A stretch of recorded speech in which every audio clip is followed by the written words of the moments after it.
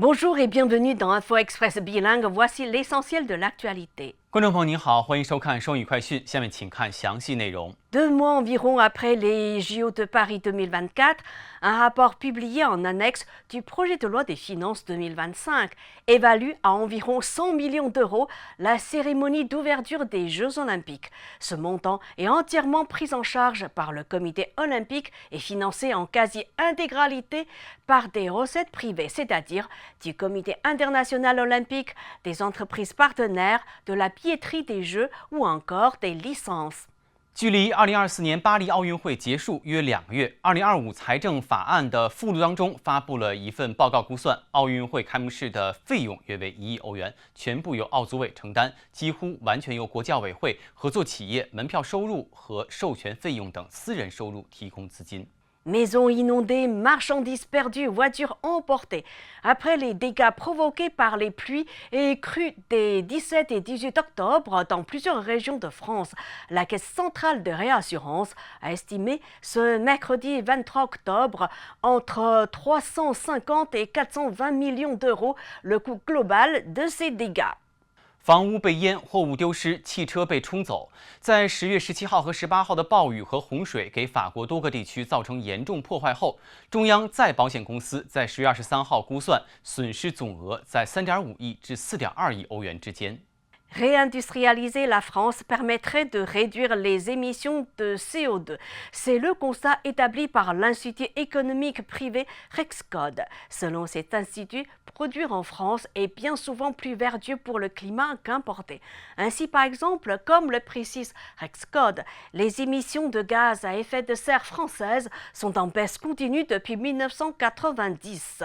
Elles ont diminué de 31% alors que la population a crû de 17% et que le volume du PIB a progressé de 64% sur la même période. L'industrie serait responsable à elle seule de 71% de ces baisses d'émissions, dont 52% pour la seule industrie manufacturière et 20% pour la production d'énergie. 一家私人经济研究机构得出结论，重新工业化法国有助于减少二氧化碳的排放。该机构指出，在法国生产往往对气候更有益。 自1990年以来，法国温室气体排放量持续下降，减少了31%，而同期人口增长了17%，国内生产总值增长了64%，其中工业贡献了71%的碳排放量减少，制造业占52%，能源生产占20%。 La Cour de cassation a condamné le 23 octobre BNP Paribas à rembourser un client qui s'était fait piéger au téléphone par un faux conseiller bancaire, montant en jeu 57 500 € au total. Pour la Cour de cassation, le client n'avait pas commis de négligence grave, comme le prétendait la banque française.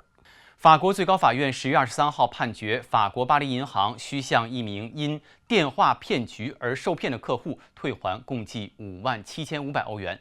最高法院认为，该客户并未像银行声称的那样存在严重疏忽。 Dans une interview accordée au Figaro, Rachida Dati, ministre de la Culture, propose de mettre en place un tarif symbolique pour toutes les visites touristiques de Notre-Dame de Paris, montant d'un ticket d'entrée 5 € par visiteur. Objectif, récolter 75 millions d'euros par an pour financer un grand plan de sauvetage du patrimoine religieux. 法国文化部部长拉希达达蒂在接受《费加罗报》采访时提议，对巴黎圣母院的所有旅游参观设置象征性门票价格，每张票5欧元，目标是每年筹集7500万欧元，用于资助宗教遗产的保护计划。据他的估算，每位游客仅需支付5欧元就能够实现这一目标。